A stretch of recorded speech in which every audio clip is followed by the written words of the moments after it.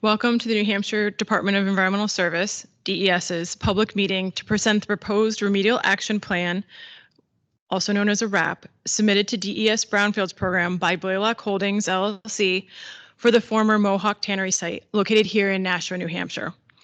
A formal public hearing to accept testimony will be held immediately following the public meeting portion tonight. My name is Stephanie Monette.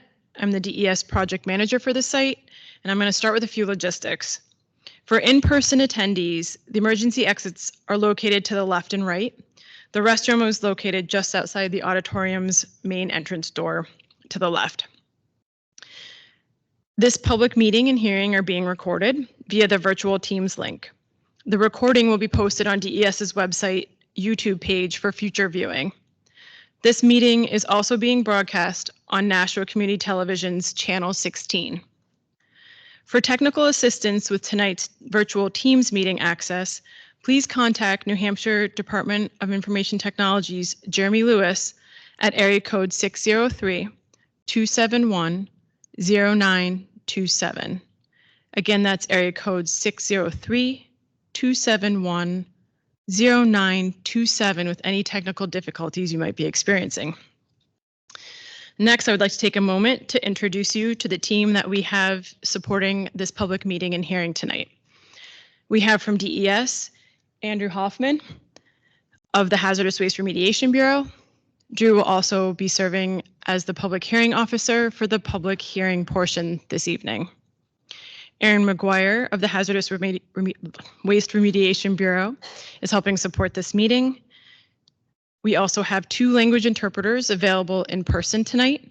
For Spanish, we have Emily Getchell, and for Brazilian Portuguese, we have Bertolt Cantelis. If you are attending in person, please see these individuals if you'd prefer to listen to this meeting in either of those languages. In the audience, we also have our federal agency partners from the Environmental Protection Agency, EPA. We have Ian Clark, Remedial Project Manager, Valerie Jurgens, Remedial Project Manager for the site. And joining us virtually on Teams is Aaron Shaheen, who's the Community Involvement Coordinator for the site.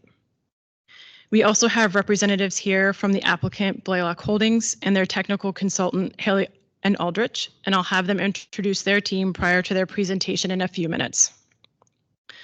The purpose of this meeting and hearing is to present the Remedial Action Plan and receive oral testimony to identify concerns of the citizens governing bodies of the host municipality, county, and district, and other affected persons on the submitted RAP.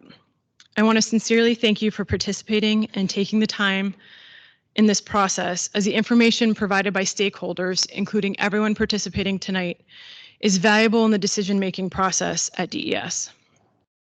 I'm going to provide a brief summary of how this proposed RAP fits into the former Mohawk Tannery's overall remedial progression, and then I will turn it over to Michael Devon of Blaylock to provide a more detailed presentation of the RAP. Following the presentation, there will be a question and answer session moderated by Drew Hoffman. There will be an opportunity for anyone in person, calling in by phone, or joining virtually via Teams to ask questions. Right now, all online attendees are muted, and you should be able to see and hear the presenters, the DES staff, and Blaylock representatives. Please note, when you are unmuted and speaking, DES and all other attendees will hear you, but your video feed will not be transmitted. The former Mohawk Tannery site was proposed for EPA's National Priority List in 2000, but was never listed. The remediation of the included parcels is currently led by the EPA Removals Program, with DES in the role of supporting agency. EPA reached an agreement with a private developer, Blaylock Holdings, to remediate the site and then redevelop the site into residential reuse. Previous public meetings have been held by EPA for this process. While the removal design is led by EPA, the developer is concurrently pursuing a separate DES Brownfields program covenant not to sue.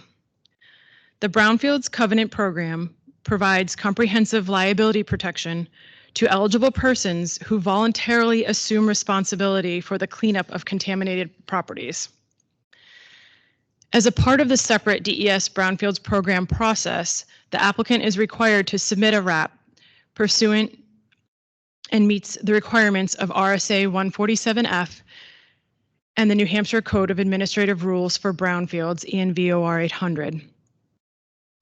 After which, DES will issue a decision on the RAP.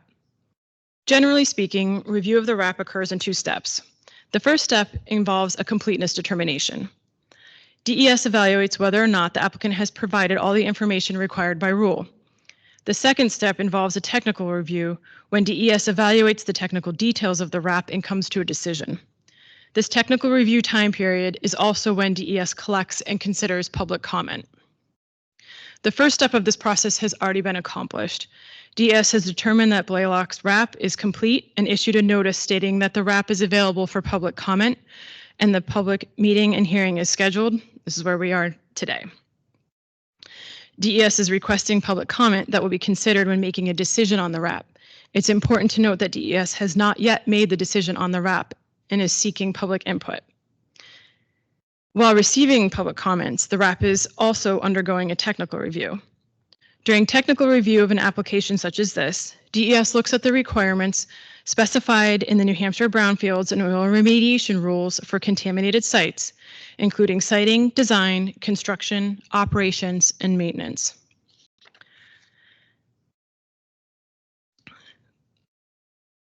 The applicable design, construction, operation, and closure requirements for contaminated sites are found in Chapter ENVOR 800 of the New Hampshire Oil Remediation Rules, which incorporates by reference various other rules found in Chapters ENVOR 600. Once DES has received your comments and completed a technical review of the RAP, DES will issue a final decision. In issuing a final decision, DES has 3 options. We can disapprove the RAP, approve the RAP outright, or approve the RAP with comments that are required to be addressed. The rules and Brownfield statutes are available online through DES's website and the state's legislature's website. The public comment period during which written comments will be accepted began August 5th and will conclude on September 5th, 2024. The details on how and where to submit written comments was posted in the public notice. There are extra copies of that notice here tonight on the table outside if you'd like that information. For those participating virtually, we will post that information in the chat. And now I'm going to turn the meeting over to Michael Devon of Blaylock and his consultant, Haley Aldrich, for the next portion of our evening, the presentation of the Remedial Action Plan.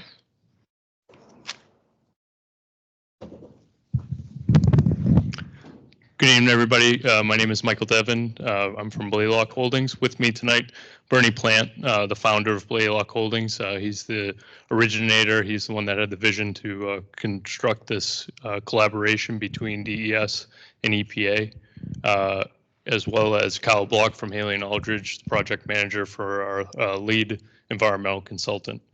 I touched upon this, but this work that we're doing at Mohawk on the 40th year since it was shut down in 1984 is taking a gargantuan effort from partners from all levels of government. EPA's here. DES is obviously hosting this event. The city staff has been tremendous as well. We have people in involvement with the New Hampshire Business Finance Authority, the Nashua Housing and Redevelopment Authority. The list goes on and on for the amount of people that are putting in the work to make this happen.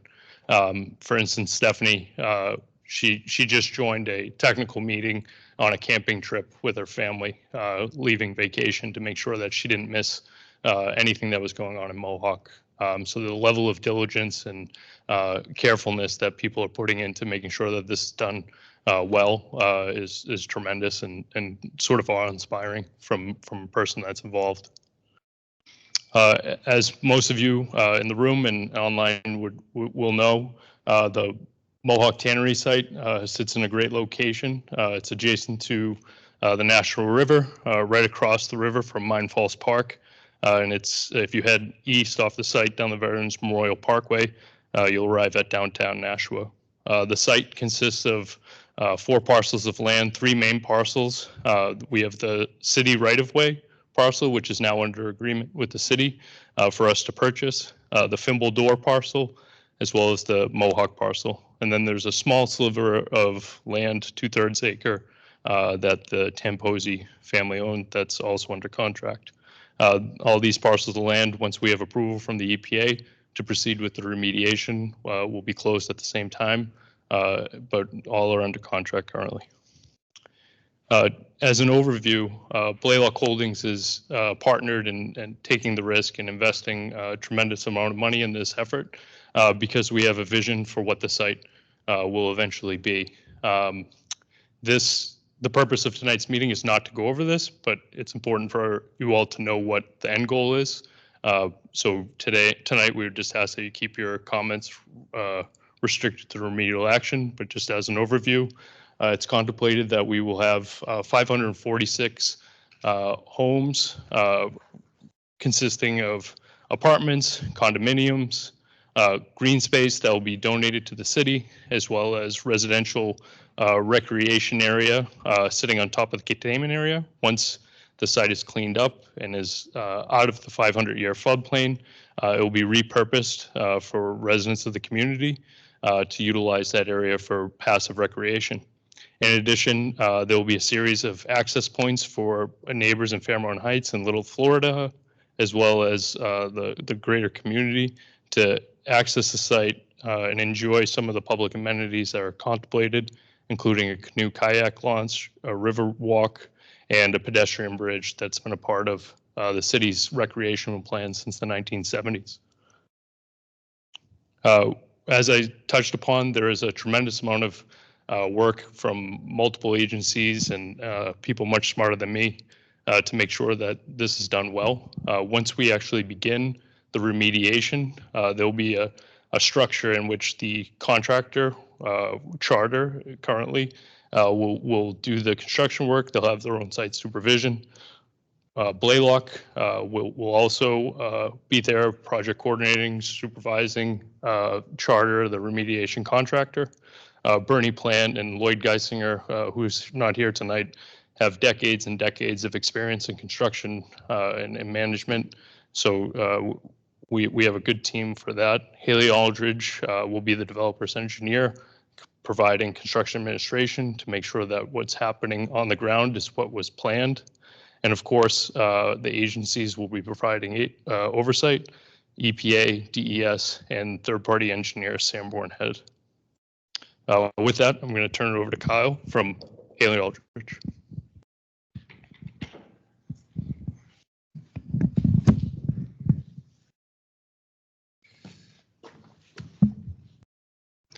Good evening. My name is Kyle Block. I'm the project manager with Haley Aldrich, who's an environmental and geotechnical consulting firm based out of the city of Boston. So I'm here to talk about the Remedial Action Plan, which was submitted at the end of July. The Remedial Action Plan has multiple components, not just around the planned actual removal action, but also it includes a human health risk assessment, a screening level ecological risk assessment. It goes into details around how we're going to mitigate risk to the adjacent neighborhoods, as well as kind of the schedule and budget.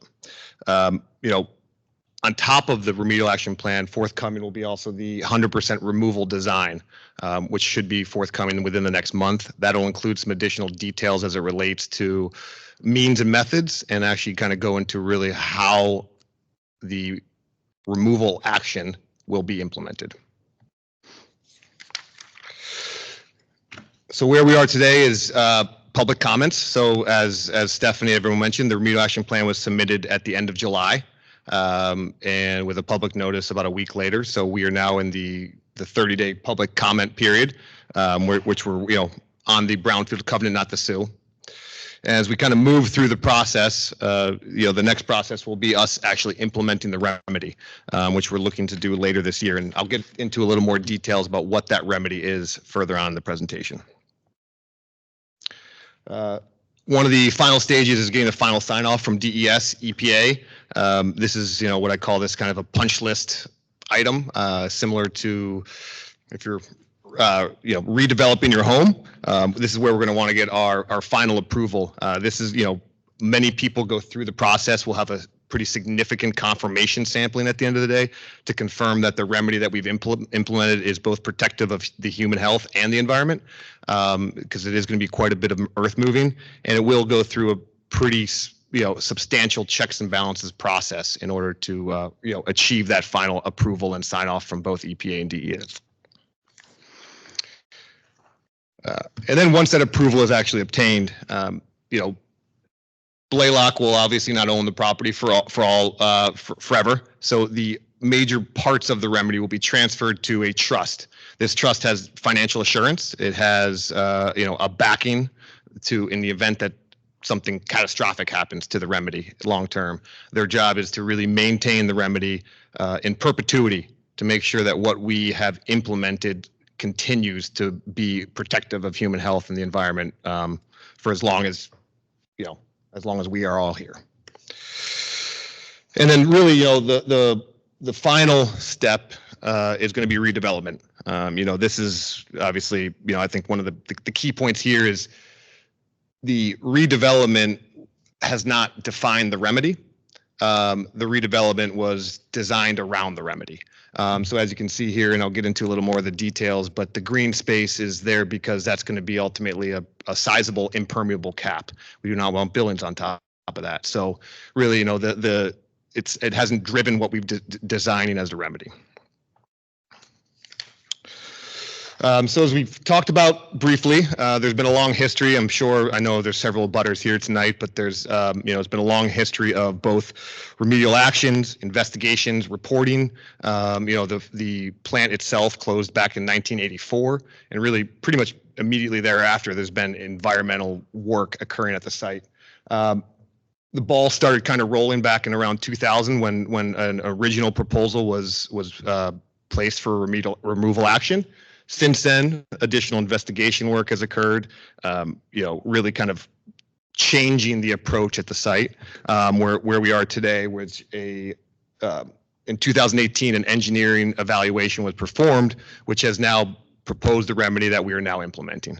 So since 2018, there's been, a settlement agreement with Blaylock between the agencies, and there's been multiple investigations that have occurred between 2019 and today, including even, we were out at the site doing drilling work probably about 6 months ago. A key component of the the selected removal action is really, again, at the end of the day, is to be protective of human health and the environment. And I'll continue to say that throughout the presentation.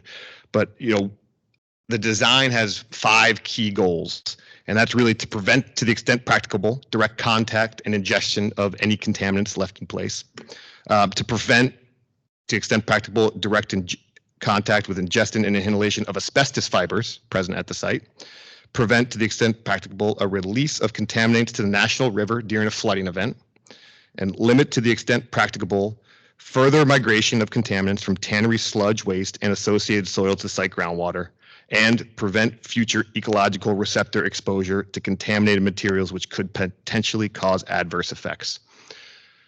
So the design and the actual removal action has multiple components, and as part of the design, each one of these components have to be met. And that, that means in perpetuity. We are not designing a remedy that is kind of, going to hold up for 5 years. This is something that we've designed for multiple seismic events and flooding events, which I'll get into in a little bit as well. So for the abutters, the existing conditions at the site, it's currently overgrown. There's several foundations remaining in the building of historical buildings associated with the actual tannery. All the buildings have been demolished. Looking at this plan here, there's the majority of the contamination is actually located on the Nashua River, where there's 2 lagoons. And this is where, as part of the operations, essentially as part of the wastewater treatment, this was where some of the the wastewater would be left before it was ultimately discharged to the river.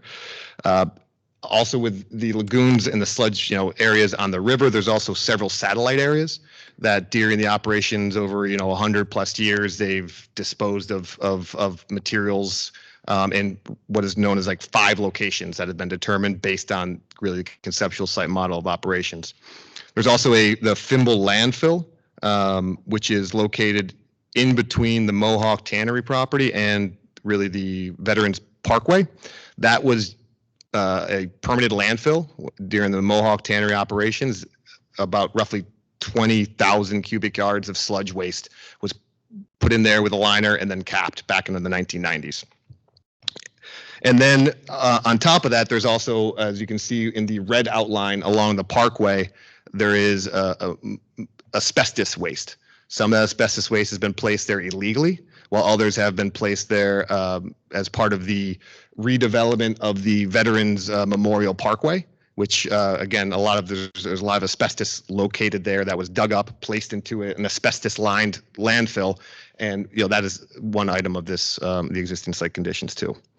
I'm not going to get into the chemicals, but really the chemistry and the chemicals that are impacted at our site are really in the majority of just the sludge lagoons. This is not widespread across all 40 acres, and there has been multiple investigations throughout the years to determine where that contamination is located.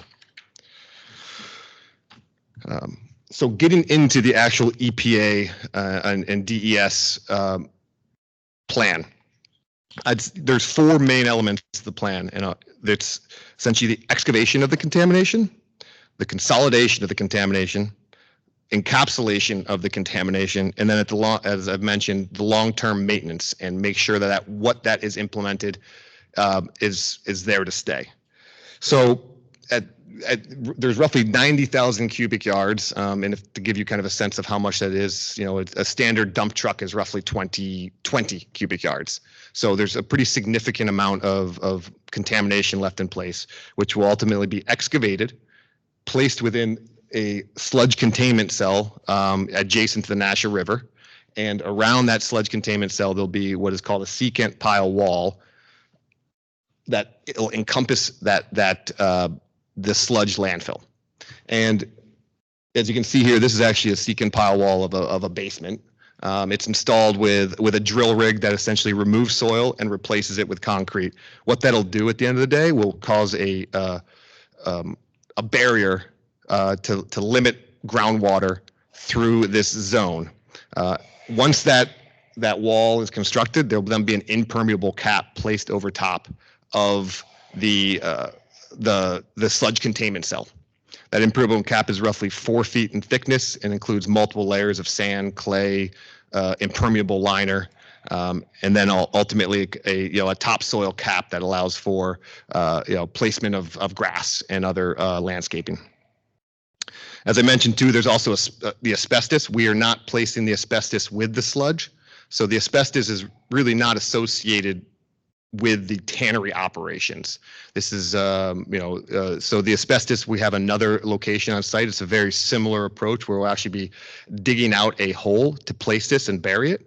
That hole will then be essentially lined, covered with a minimum 2 feet of clean fill on top, and all of, both that area where we are in the sludge containment cell are going to be placed within deed restrictions.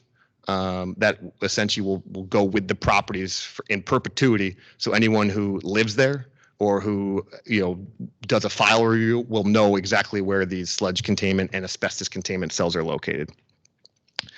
As I said too, just the post removal site controls are a really important part of it. Although it's not a necessarily action such as an encapsulation or a cover, it allows for that long-term maintenance. The last thing we want is to basically put a cap on top of this remedy, then a giant tree grows and the roots go through the cap. So there's things such as long-term maintenance, mowing. We need to make sure that we mow, and the deed restrictions to make sure that people are aware of it. And then also at the end of the day, there will be a groundwater management zone around this area where we'll be doing monitoring groundwater post remedy to see how much the remedy has cleaned it up. Really, right now, based on the conceptual site model, groundwater really is impacted due to the sludge. So by containing it, encapsulating it, and limiting groundwater through the sludge, we expect to see essentially groundwater cleaned up at the end of the day. So actually into the means and methods of the work. I've kind of talked about what we're doing, but this is about a roughly 1 year long project. It's not insignificant. It's going to be a lot of earthwork. Step one is really around site prep. We want to make sure that we're not impacting the abutters to the extent practicable. So we will be making a roadway off Veterans Memorial Parkway. We'll be closing off what is currently the access off of Fairmount. And we'll be setting up essentially security and erosion control throughout the property. That'll be fencing. We want to make sure that what we do at the site does not cause any erosion into the river, any erosion into Veterans Memorial. So that's going to be a pretty significant, roughly, several months worth of work to do that. One of our first focuses is going to be moving the asbestos off of, if you recall from the figure on kind of around the Veterans Memorial Parkway. We'll be removing that asbestos, placing it at the containment cell, and then essentially stabilizing that placement of material. That allows us to essentially use the northern portion of the site for laydown areas, for and kind of staying away from the adjacent neighborhoods to, as much as we can. From there, we'll move into the soil and sludge excavation, which is really probably, we'll be moving basically from north to south as we work our way across the site. As part of that effort too, we'll be placing this material into the lagoons adjacent to the river. And if you think of the sludge, it's jello. It's not soil. It doesn't have a very good stable process, so it will have a pretty significant consolidation. So essentially, when we place it, there is time that we need to wait before we kind of move forward with what we call the cap to cover that up. That allows for the material to settle. We can speed that up by placing heavier soil on top, but that will be roughly a several month process, and it'll be kind of built into the ongoing work that we're doing at the site. So it's going to be removal of sludge, placement of some soil, removal of sludge, placement of some soil as we kind of work our way across the site. At the end of the day, this is a pretty significant earthwork project. Elevations at the site vary greatly, so we're going to be using a lot of the clean soil, which we'll be sampling along the way to make sure that it is clean, to covering the sludge, and at the end of the day, covering the site. And then, one of the items we'll be doing is really constructing a containment cell, likely in 2 phases. The first phase will be near the start of the project. That'll be along the Nashua River. We want to make sure that what we place there stays there and does not go into the river. So this will be a structural wall. It'll have steel beams down to either the natural soils or bedrock, and it's going to be installed at the early phases to allow for us to place that sludge within the containment cell and raise the elevation. We on top of that containment and the secant wall, there'll also be a retaining wall that will roughly go up to elevation 137, which I'll get into reason why we picked that elevation in a little bit. And then, once we are all completed, we'll essentially complete that cap on the eastern side. Once we have all the sludge placed in there, complete the wall on the eastern side.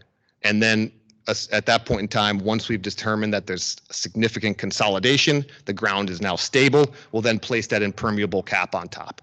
That really is going to be the final phase before we, walk away from the site and deem it ready. And then, as I mentioned, we are one of the key parts of the remedy is we've been working with Blaylock and their proposed plan. At the end of the day, whatever's redeveloped there, we don't want them digging into the cap. We don't want them digging into asbestos soils. We don't want them moving contaminated materials. So we are leaving elevations at several feet below foundations so they can come in and work and clean soils. We're leaving it, 5 feet roughly below where utilities are going to go so they can come in and put utility runs in without managing contaminated soil.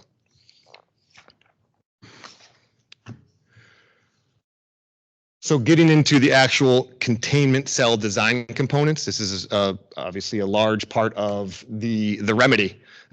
What you can see on the top there is a model that we ran. This takes into account current conditions, which is on the left, and I'll get into this a little bit. And on the right is the post-containment conditions. And on the bottom there is actually a cap at another site that we have designed and implemented.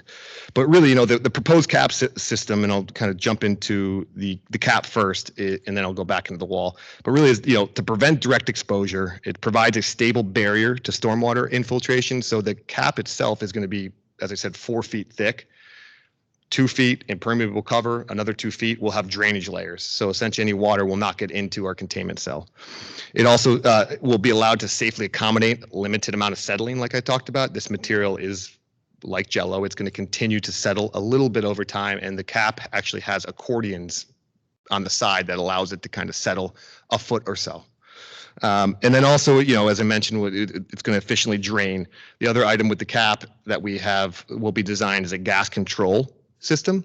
So what this does is we'll actually below that impermeable liner will be gas piping. That gas piping will essentially take, if there is gases coming off of this sludge, once you put it'll take that, bring it through the system and discharge away from the residential community. That'll be monitored. That'll be maintained. In the event that, you know, we're seeing issues, essentially it's not pulling enough of that contamination out and or vapors out, it does have the ability to go active, meaning we can put a pumping system now on that. And that material would go through a carbon unit, which is basically a treatment unit for vapors. So you wouldn't be smelling it. You wouldn't see it. Anything coming out would be monitored, both the influent and the effluent, to make sure that there's, you know, no actual contamination within the vapors. The wall itself is, you know, really designed to both be structurally, you know, the integrity for purposes of a 1,000-year seismic event. So essentially, if we have an earthquake here in New Hampshire, then it would withstand that. It's also we've designed it to withstand a 500-year flood event. So essentially, that right now the Nashua River is at let's say elevation 118. So we've designed this wall to withstand waters up to, you know, over 135, which I don't, you know, the Nashua River being managed by dams, that's a pretty significant raise.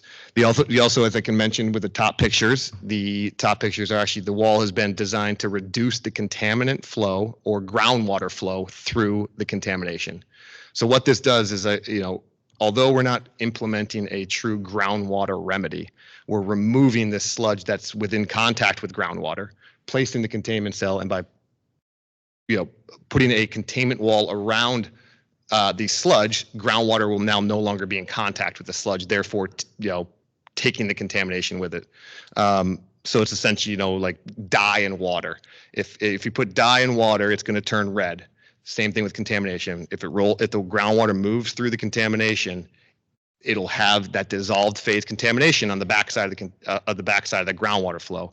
What this seek and pile wall will do will allow it essentially not to be in contact with groundwater, so the groundwater will essentially flush itself out over time and not continue to have a source for impacts to groundwater.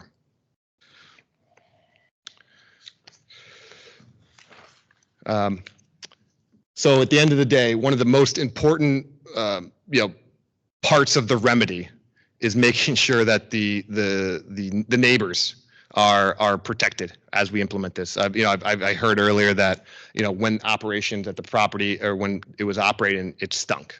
And we want to make sure that when we're implementing this, that we're not just making sure that people are safe 10 years down the road, but that they're safe today. And so when we're implementing it, we're going to have a pretty extensive air monitoring program.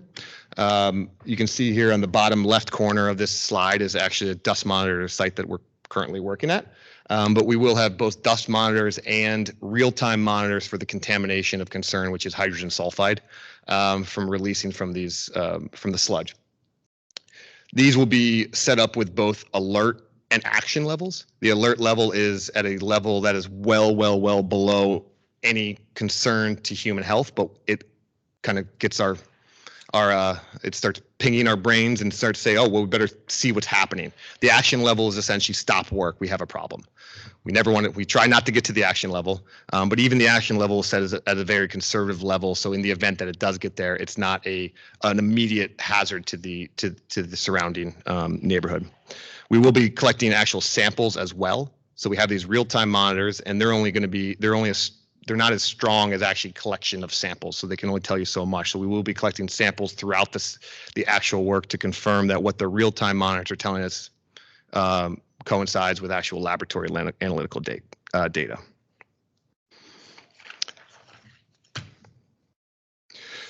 And then, as I mentioned again, our goal is not to have any impact on the neighbors. So we really will work, you know, our work hours and construction impacts are, you know, we take them very seriously. We don't want trucks beeping at 6 in the morning on a Saturday, or even on a Friday when people are sleeping or walking their dogs. So we will make sure that, you know, what we're doing at the site is consistent with other construction in the area. We know there's a neighborhood right next door. I know there's an agreement between Blaylock and the city of Nashua that has pretty extensive requirements that's put into the removal action plan around when we can work, when we can't work, what the hours of work are. and for the most part, this is really going to be, again, we adhere to this, and we want to make sure that we put lay down areas. So we will have, as we move soil and sludge from around the site, there will be times where we have to actually stockpile material. And that's just because of management handling. And we will have to, place it maybe not within a containment cell for a temporary point of view. We're going to make sure that any of those laydown areas are well away from property lines. Essentially, we want to we also don't want to place it too close to the river in the event of storm comes through like it did tonight, which was kind of unexpected. And suddenly we get 2 inches of rain and we have an erosion issue. And then essentially, within the first 30 days of our work, we will implement the road coming off of Veterans Memorial Parkway. So we won't be using that Fairmount access through the neighborhood. So that'll be coming in straight off of Veterans Memorial Parkway, and that'll be the main access road in and out of the site. We will have access coming in off of Interval and Fairmount at some part during the remedy. That's really going to be around emergency access in the event of something bad happens or there's an issue that we need to get, an ambulance down there. That's that route, but we will not be using that as a construction access.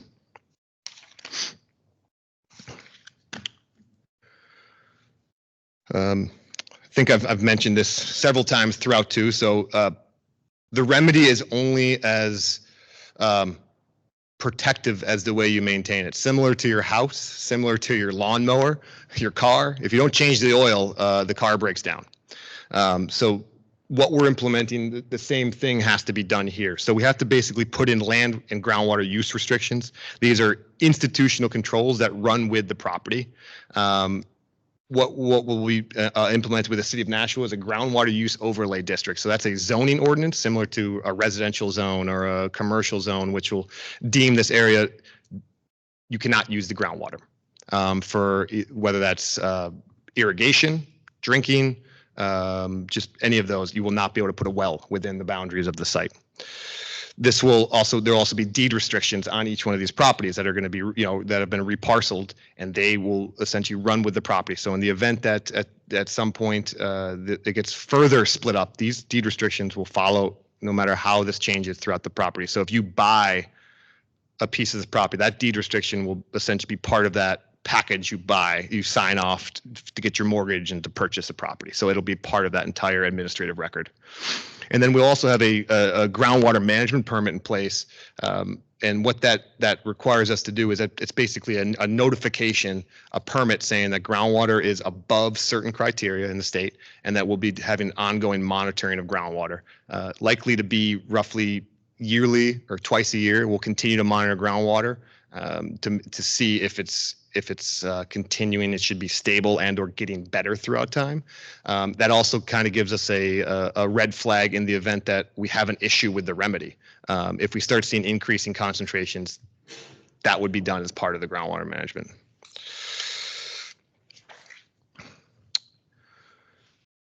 So then as part of the, in advance of the removal action, which we're looking to move forward with, later this year, there is several areas on site that have been that are actually flagged wetlands.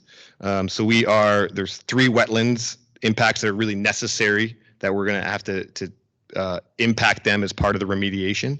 And as part of that, we're pursuing a state wetland permit and also an alteration of terrain permit, which is a permit under New Hampshire DES for if you move a certain amount of soil. And what that both of these items will do is essentially make sure that they're managing the site in a way that we're not causing offsite impacts.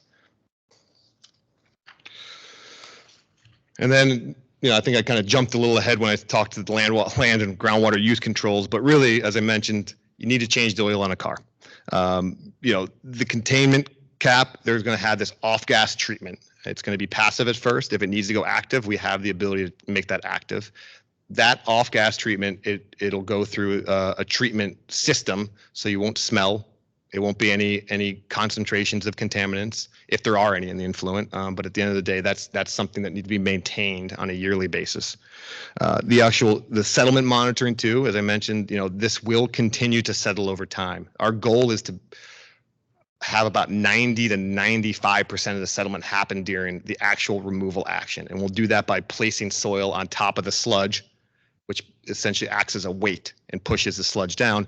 But there will be some residual settlement that occurs afterwards, and we'll be monitoring that with settlement monitoring points to make sure that the cap itself maintains a proper drainage system off the cap. We don't want water ponding. Water adds weight to the top of the cap that's not designed for, and it can potentially cause a rip within the cap. As I mentioned, long-term groundwater monitoring to confirm that concentrations are not increasing. Also, there's a financial assurance put in place for this. So essentially what that is an environmental insurance. There's a pool of money that in the event things happen, that this is properly financed, and in order to continue to make sure that the remedy is protective of human health.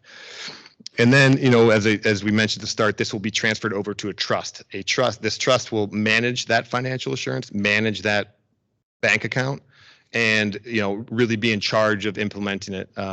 This is a pretty normal process with a lot of these sites. There's several firms out there that do this, and it's a pretty normal process. So this is not unexpected.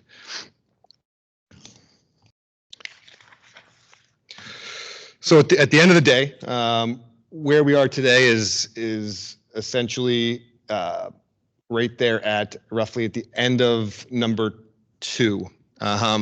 So we have gone through a lot of our design. We've started to put together the removal action plan. Forthcoming will be 100% removal design. And really we're looking to essentially move forward with this remediation work end of this year. So getting out there, starting the site clearing, starting the site access. And then from there, it's roughly about a 12-month long process from the time we put a bucket in the ground to the time we're off site. And then from there, it'll take some time to get sign off. That sign off is done, again, as I mentioned, through confirmation sampling, an extensive confirmation sampling to confirm that the soil we've left in place is clean, as well as significant reporting obligations that DES and EPA will sign off at the end of the day. And then once that is complete and DES and EPA has deemed the site clean or remediated, that's when essentially phase 1 of the construction happens through essentially over quite some time. But that construction cannot start until we have essentially cleaned the site and it's been signed off as completed. So that is all I have today. So I believe it's question and answer time.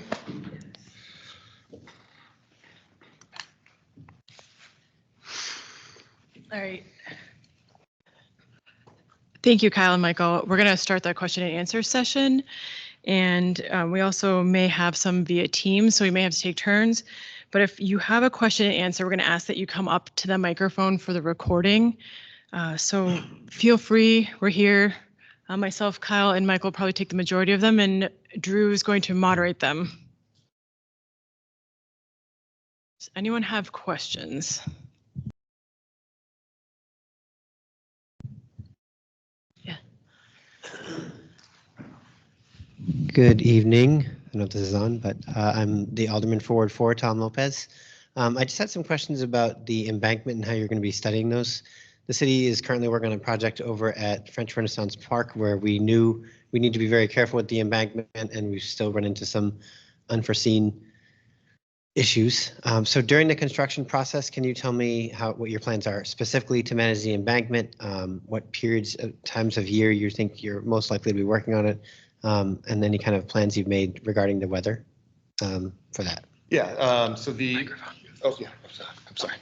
Yeah. So as part of the removal action plan, there was actually a scour analysis performed on that embankment, and what was determined was we don't need to do any type of further stabilization as long as we stay off that embankment. So the removal action itself is roughly 50 plus feet from the embankment, and that wall that you see along the Nashua River, really the access for the installation of that wall as well is actually on the inside of the wall too. So we're even roughly 100 feet from the embankment. So our intent is really to kind of stay off that embankment. We're not cutting any trees down. The plan itself was to maintain those trees, maintain the vegetation throughout the remedy. I know this is mostly focused on the environmental work, but is there any coordination or collaboration with Blaylock to any further things to do on the embankment, whether they're adding waterfront amenities or bridges or any of that, that they are going to be able to do so in a manner that doesn't have any implications for what you're installing? Yeah, I think that's probably past when we're gone.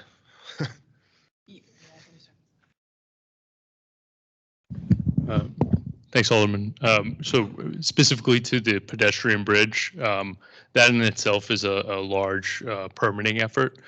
So rather than taking the team from Kyle's focus and having them pursue that, we've decided to pursue the pedestrian bridge while the remediation is happening. So the permitting of that will go through DES, will go through anyone that needs to, whether it be Army Corps or whoever. So we don't have that analysis done yet because we want to get this done. But you're thinking about it. All right. No, we absolutely will do that the right way. And Stephanie will make sure we do, and her team will make sure we do. But we have made a conscious decision to put that on pause to make sure that we get this done right with expediency. Yeah, well, we're excited about the remediation and the cleanup aspect of it. We just want to make sure that it sticks. So thank you very much. Absolutely.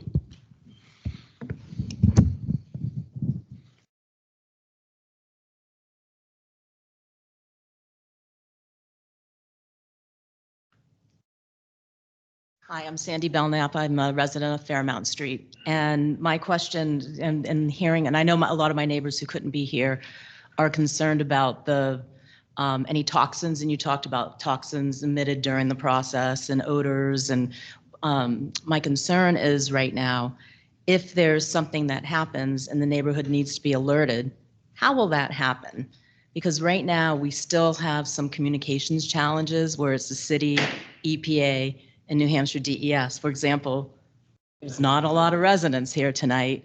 Bernie does a good job of getting the letters out, but I'm a little bit concerned that it's not, I don't think it should just be the neighborhood talking like, oh my gosh, a whistle went off where they're doing construction and you need to lock down in your house. So what is the plan around that so that people can be prepared and understand if we need to sign into some sort of an alert process? At one point, the city was going to keep building on a website or a web page on the city website just to give updates on Mohawk Tannery, but that's never happened. So if you could give us some guidance on that so that we can all literally be on the same page. Because as Alderman Lopez just said, this is exciting. After 26 years that I've been involved and since the 70s of other neighbors who are now past being involved, we're finally making progress, and it's a really good thing. So we just want to make sure that we're all staying in the loop.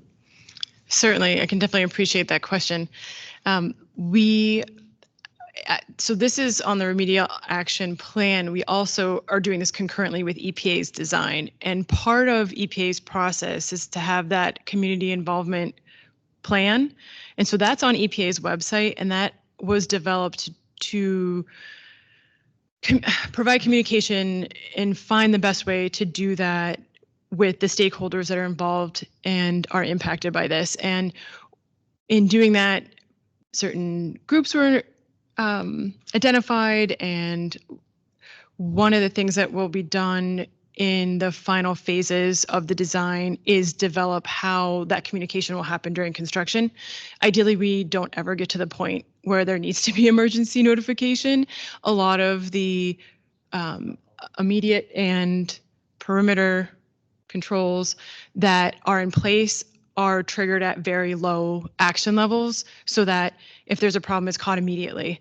And the work will be shut down until an engineering control or some other control method is in place before they restart construction or operations. So, but in the event, there will be a plan in place that is developed during EPA's Remedial Action Work Plan in conjunction with the contractor and the EPA's Communication Involvement Coordinator to make sure that any notifications that are necessary and how that's done would still be developed, I believe, in the last phase of that.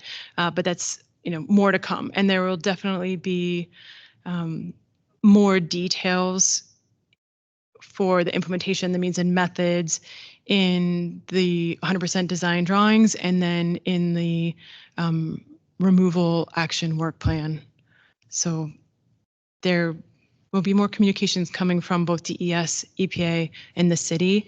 But if you have suggestions on how to better disseminate that, by all means, you know most of the people here, and if you have suggestions from your neighbors, that would be great. I think a collaborative, and this is Sandy Belknap again for the recording.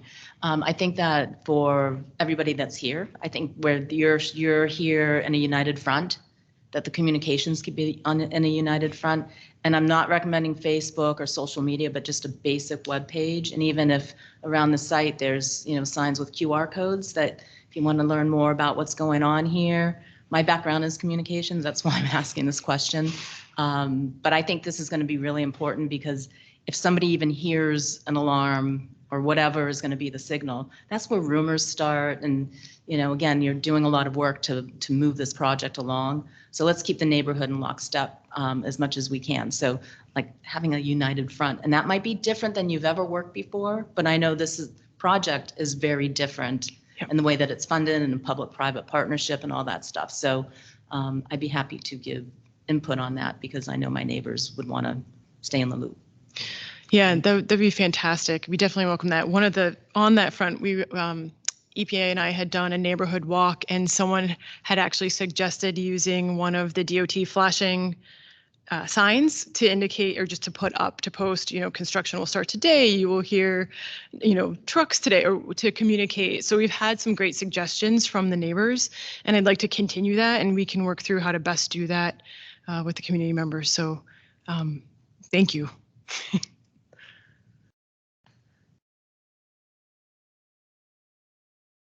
Anybody else?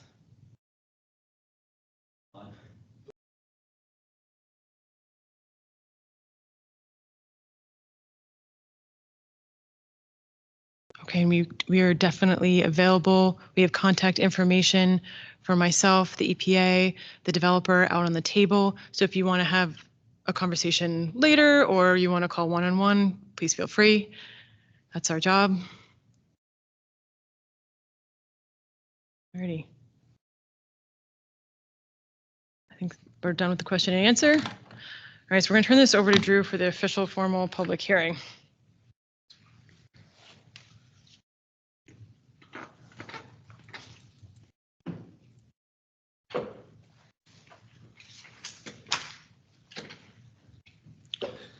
Well, good evening, all. Thank you for coming out tonight. My name's Drew Hoffman.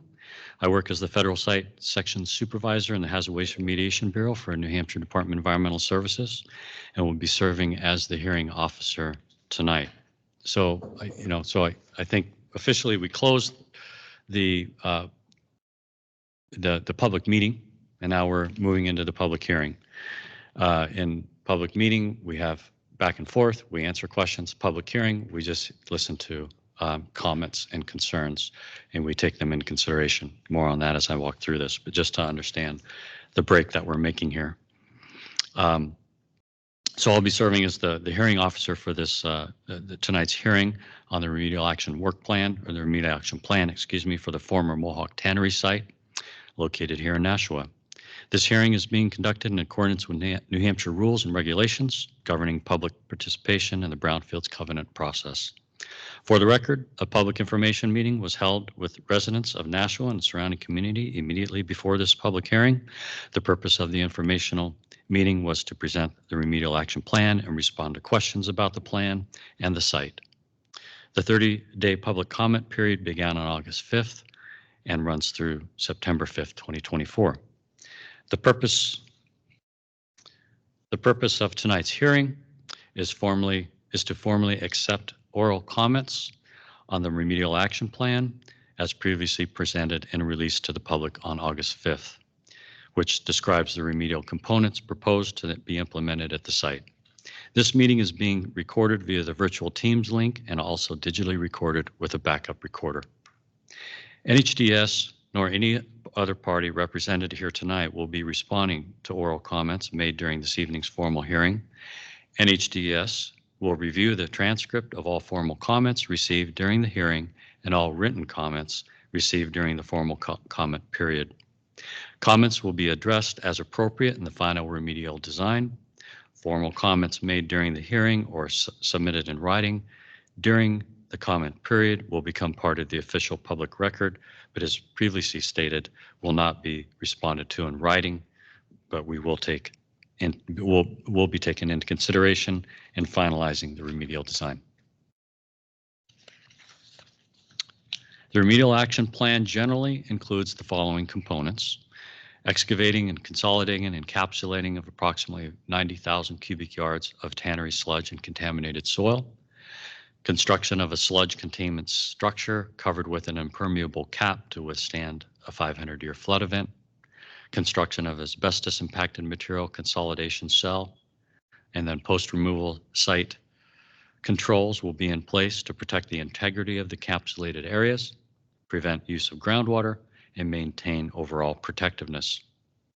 Construction of the remedy is proposed to begin upon property acquisition and access, issuance of all necessary permits, and agency approval of the 100% remedial design document, due for submittal later this fall.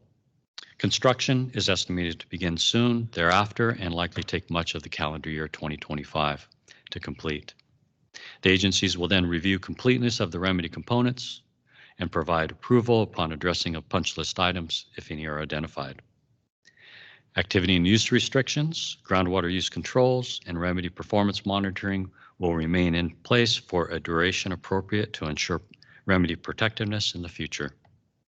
Copies of the Remedial Action Plan are available for viewing at the Nashua Public Library and at DES offices in Concord, as well as online at the link provided in the public announcement, which there are copies of provided on the tables just outside the entrance here.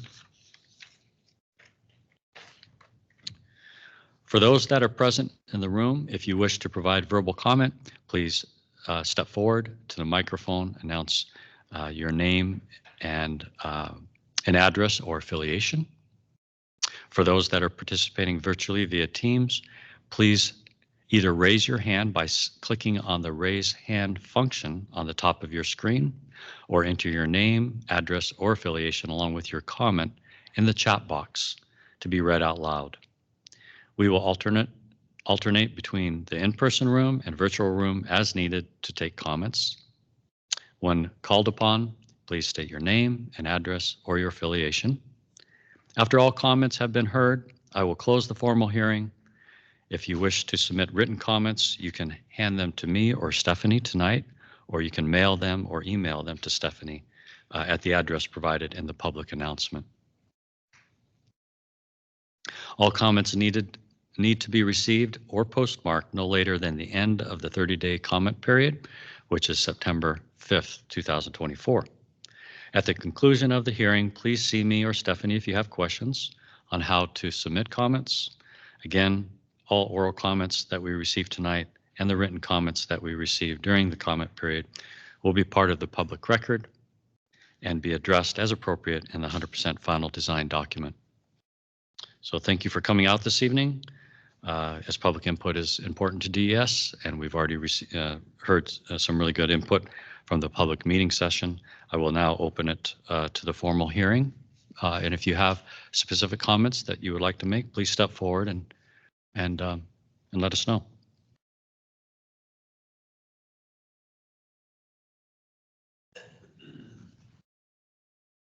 Recognized? Yes. Okay. Please. My name is Tom Lopez. I'm the Ward 4 Alderman. My address is 57 Palm Street, number 104, Nashua, New Hampshire. In the public discussion session, it was communicated to us the scope of the plan, plans for excavation, plans for encapsulation. Frequent monitoring was discussed as well for neighborhood safety during the execution of the encapsulation and excavation, as well as subsequent monitoring that was agreed to in the future, which is much appreciated. This project is long overdue. The progress that we're up to today represents the coalition of a lot of organizations that are working together to execute this project, Blaylock Holdings and the work that they're doing to develop the property, and the efforts of neighbors to make sure that this area is addressed and this need is seen to over many, many decades. The city of Nashua is very, very interested and involved in this project. We want to see it done in an environmentally responsible manner, but also in a way that provides neighborhood peace and livability. We're looking forward to a project that is respectful to the neighbors' needs. As was described in the plan, work hours will take those needs into account. Neighbors have requested to be aware of updates and developments, and a communication plan was requested during the planning session prior to this as well. So we're very enthusiastic about the project and its execution. Nashua is a very involved and attentive community, and we're hoping that this has a very good resolution moving forward. Thank you.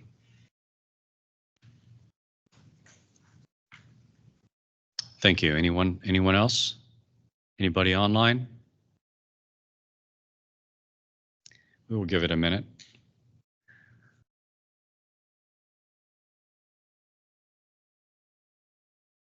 Online, feel free to raise your hand if you would like to speak, and then we'll take you off mute, or you can enter a question in the chat box.